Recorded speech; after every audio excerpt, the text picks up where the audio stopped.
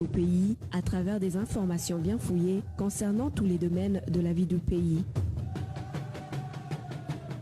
Le magazine Humura Burundi est diffusé sur le web via le site de la RPA www.rpa.bi. Humura Burundi.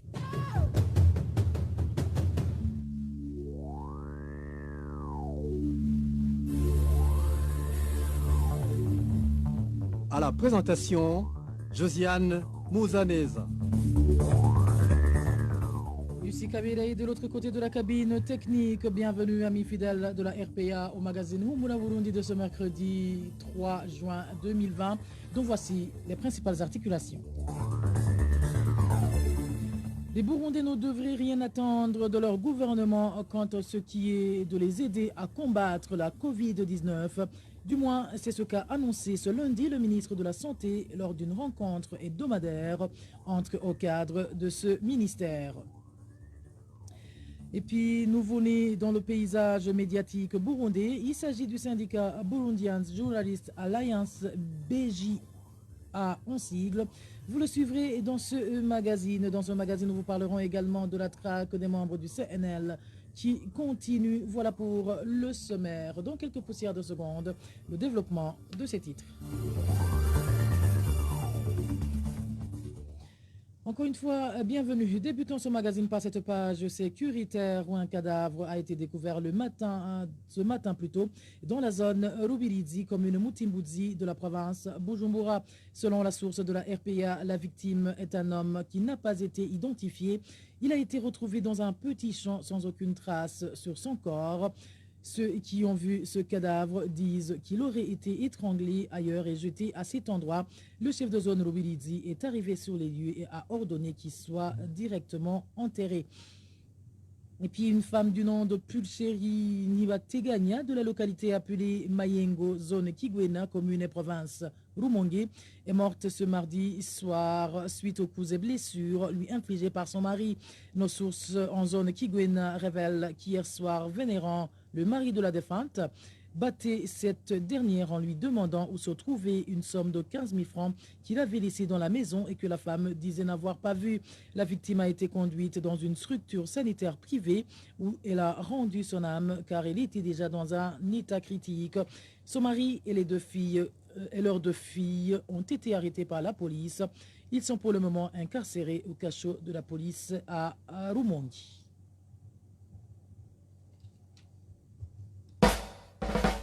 Humura Burundi.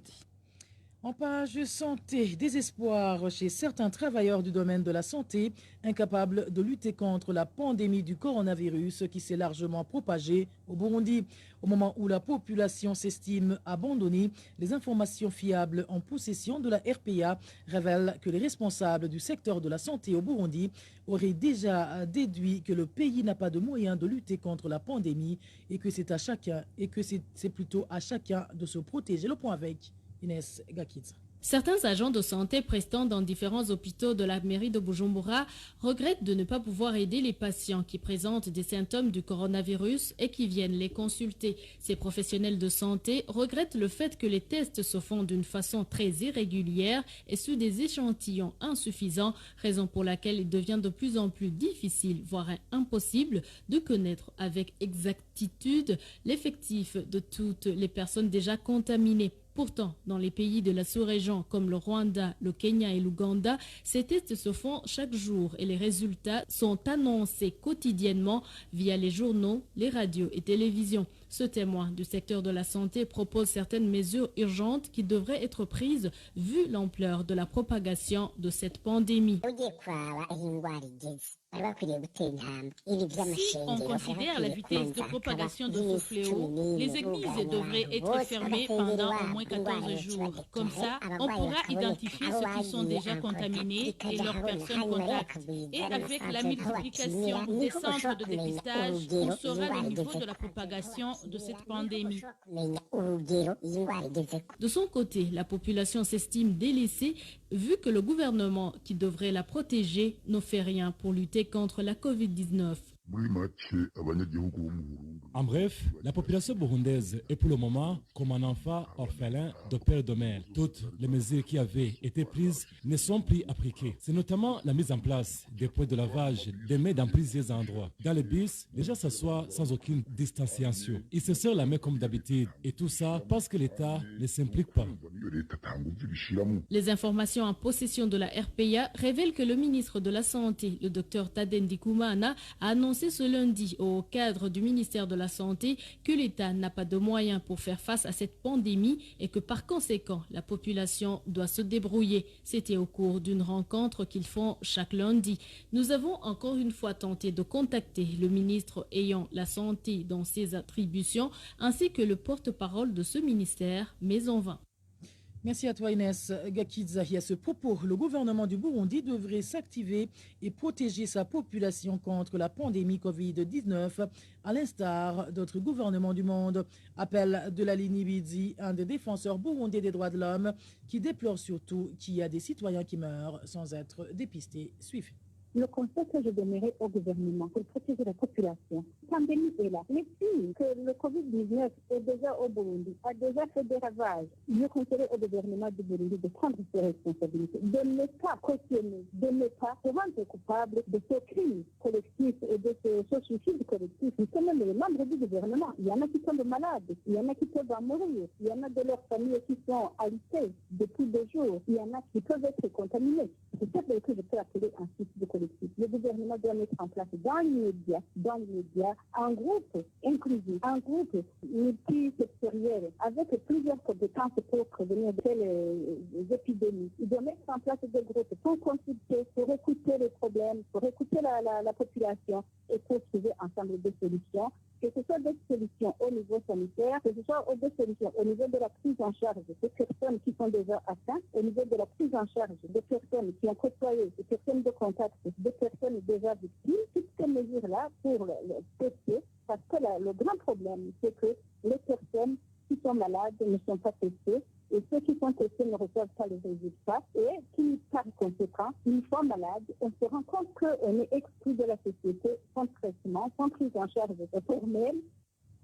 Cette activiste conseille la population à s'impliquer pour leur propre protection et à s'entraider afin de combattre cette pandémie dans leur communauté. Encore une fois, Eulalie Nibidzi. Dans le cas où le gouvernement néglige, dissimule, moi je ne dis pas de la dissimulation, si le gouvernement veut échapper à la gestion de la pandémie, la population doit prendre ses responsabilités. D'abord, individuellement. Chaque personne doit reconnaître que ceux qui tombent malades, ceux qui meurent sans assistance, c'est une affaire qui les concerne. Après, c'est l'autre qui peut se contaminer.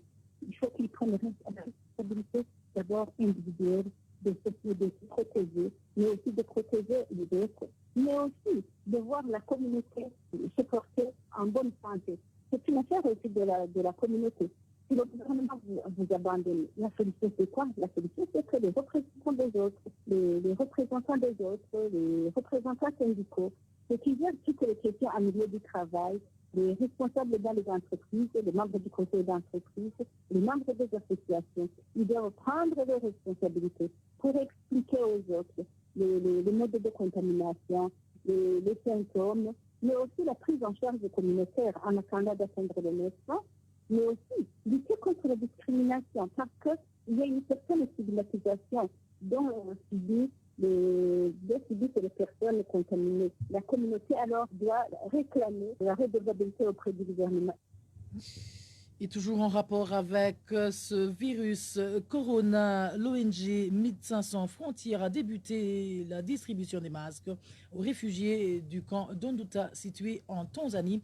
Une distribution qui sera faite durant une période d'1 mois. Le point avec Emmanuel Ndaïchemi. Cette distribution des masques aux réfugiés du camp d'Onduta se trouvant en Tanzanie a débuté par la zone 5. Tout réfugié âgé de 11 ans et plus aura un masque. Des agents de l'ONG Médecins sans frontières distribuent ces masques porte à porte. Les travailleurs de l'ONG Médecins sans frontières MSF commencent par la sensibilisation des réfugiés par ménage. Ils leur apprennent l'usage et le nettoyage de ces masques. Cette activité va durer tout et mois dans Soka Donduta et au camp de Mutenderi qui se trouve aussi en Tanzanie. Cette distribution des masques commencera la semaine prochaine. Humura Burundi. Les importateurs des produits Heineken ne remplissant pas les normes de commercialisation ne peuvent pas être inquiétés étant donné qu'ils sont des membres du parti au pouvoir CNDD-FDD agissant sous la protection des hautes autorités. Réaction de Gabriel Rufkiri, président de l'OLUCOM, qui fait savoir que les autorités burundaises sont incapables d'arrêter ce trafic car ces importateurs sont plutôt plus puissants en ce qui est de la capacité financière et décisionnelle et que ces autorités sont habituées à exercer des activités illicites. Suivez.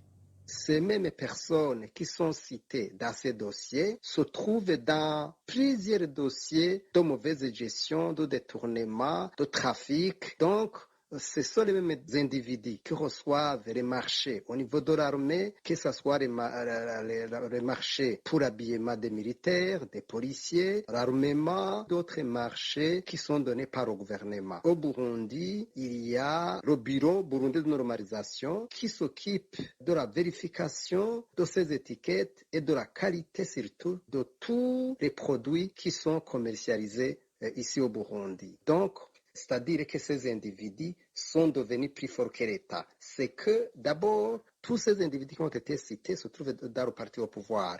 C'est que l'épouse de l'un de ces individus cités, elle est vice-présidente de l'OBR. Ces mêmes individus, vous savez, dans notre système, ce sont les généraux qui ont le dernier mot. Ils collaborent, ils échangent, ils reçoivent aussi des commissions là-dessus, même aussi le parti. Donc, il est très difficile, même quand c'est le ministre, peut dire un mot là-dessus parce que ces individus sont très forts. Ce que vous voyez dans ce dossier, dans cette affaire, ça se trouve dans presque tous les dossiers, tous les marchés que vous voyez ici au pays, car en fait, un pays a mis en avant la médiocrité, n'est pas gouverné sur base de principes de gouvernance et de transparence. Eh bien, le résultat, c'est ce que je viens de vous dire. Gabriel Rufkiri, il s'est entretenu avec notre confrère Trésor Niyongabo. Ils viennent de passer 226 jours de détention à Bubanza après la mise en délibéré de leur procès par la cour d'appel de la commune Nahangwa le 6 mai dernier. 4 journalistes du groupe de presse Iwachu attendent le verdict qui sera prononcé le 6 de ce mois de juin selon les délais fixés par la loi. Christine Kamikazi, Agnès Ndirubusa, Terence Modzenzi et Egide Harelimana ont été arrêtés le 22 octobre 2019 dans la commune Musigati de la province Bubanza alors qu'ils enquêtaient sur les combats qui opposaient ce jour-là les forces régulières et les rebelles du mouvement Red Tabara. Et toujours en parlant médias, naissance d'un nouveau syndicat des journalistes au Burundi. Il s'agit du syndicat Burundian Journalist Alliance, BJA en sigle. Comme l'ont indiqué les initiateurs du syndicat, il aidera à résoudre les problèmes auxquels font face les journalistes burundais. Cependant, certains journalistes grognent déjà. Ils affirment que très peu de journalistes ont été associés plus tôt dans la création du dit syndicat. Le point avec Walter Kwizera. Le nouveau syndicat qui vient de voir le jour est baptisé Burundian Journalist Alliance, BJA en sigle. Il est représenté devant la loi par Melchior Nichaenzi. Ce syndicat a été agréé le 18 mai de cette année. Comme l'a indiqué son président dans une conférence de presse qu'il a tenue ce mercredi, le but de ce syndicat est de lutter pour l'intérêt des journalistes, surtout la liberté de la presse. Ce syndicat des journalistes qui débute publiquement ses activités aujourd'hui est agréé conformément à la Constitution et se réfère à la loi des médias de 2018 et d'autres lois en général. Pour le moment, 10 médias font partie de ce syndicat. Nous nous sommes réunis comme des journalistes ayant une même vision. Donc, vous êtes tous les bienvenus pour adhérer et en savoir plus. À la question de savoir si ce syndicat ne vient prendre la place de l'UBJ, un autre syndicat des journalistes qui a été suspendu en 2015, Melchior Nichaenzi tranquillise et fait savoir que BGA n'a pas été fondé pour rivaliser avec un syndicat qui n'est plus actif. Vous vous demandez si notre syndicat est venu pour remplacer l'UBJ. Comment nous pouvons remplacer l'UBJ alors qu'elle n'est pas reconnue par la loi et n'est plus même active? Nous ne sommes pas ici pour rivaliser avec l'UBJ. Par contre, si l'UBJ pouvait régler ses problèmes avec la justice, nous pouvons travailler et réclamer nos droits ensemble. Je pense que si nous demandons quelque chose, étant plus d'un syndicat, ce serait plus facile au lieu de le faire étant seul. De leur côté, les journalistes qui n'ont pas voulu s'exprimer au micro de la RPA, ils révèlent que ce syndicat a été fondé dans la clandestinité sans qu'ils soient même informés sur ses projets. De plus, pour ceux qui voulaient connaître les membres du comité du dit syndicat, le président de ce nouveau syndicat leur a répondu que seuls les membres y avaient droit. Walter Quizira, en page droits de l'homme, l'on parle de la traque des membres du parti CNL en commune Moutimboudi de la province Bujumbura, surtout les mandataires des dernières élections. Un d'eux a été arrêté ce mardi et est détenu au cachot du service national des renseignements, victime d'avoir refusé de signer sur les PV truqués. Certains autres sont déjà en cavale. Les détails avec Clovis Nyonzima.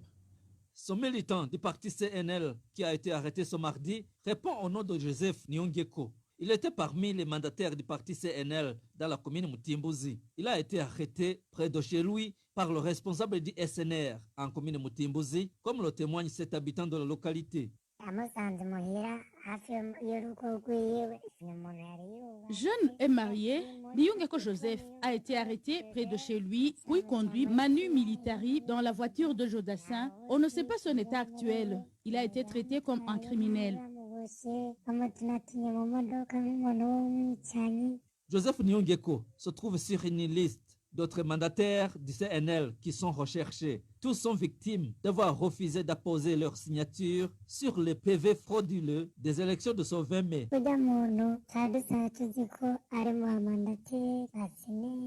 Nous savions qu'il était mandataire pour le compte du CNL à Buhomba, ici à Maramvia, sur la 15e transversale. Maintenant, nous avons peur à cause de ce traque. Nous avons aussi été avertis qu'il compte arrêter tous les mandataires.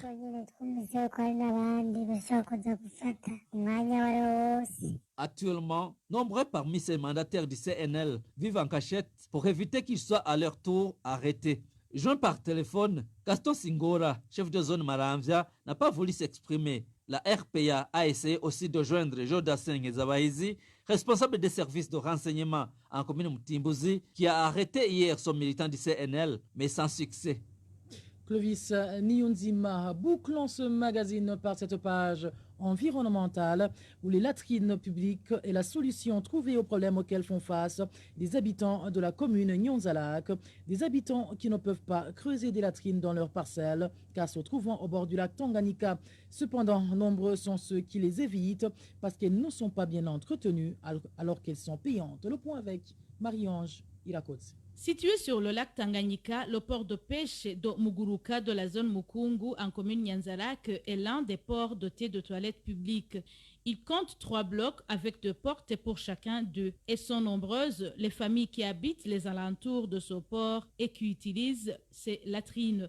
Et pour y avoir accès, l'on doit payer de l'argent. Témoignage d'un des habitants de la localité. Les ménages qui n'ont pas de lieu d'aisance propre à eux font recours à ces latrines publiques.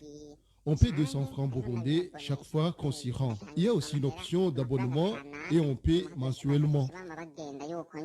Les plus chanceux sont ceux qui ont des familles nombreuses car ils bénéficient d'un rabais.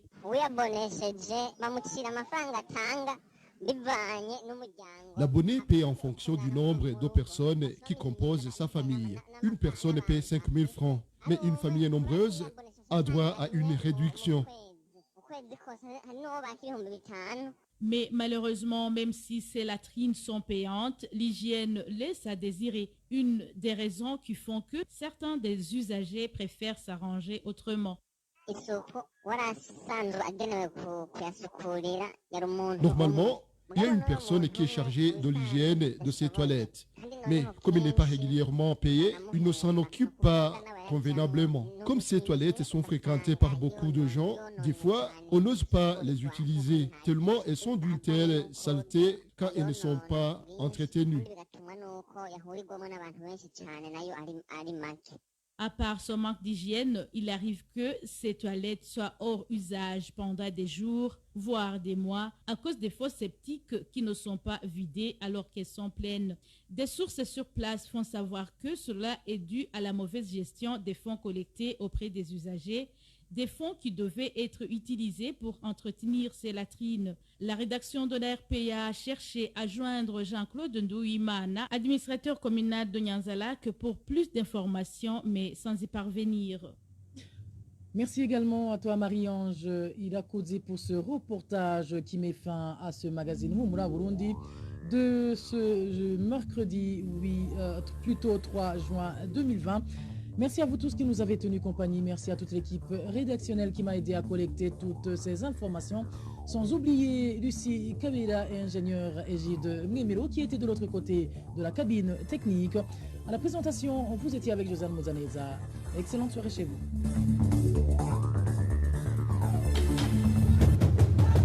C'était le magazine Humura Burundi. Un magazine campant pour relier les Burundais en exil et ceux toujours au pays à travers une information de qualité.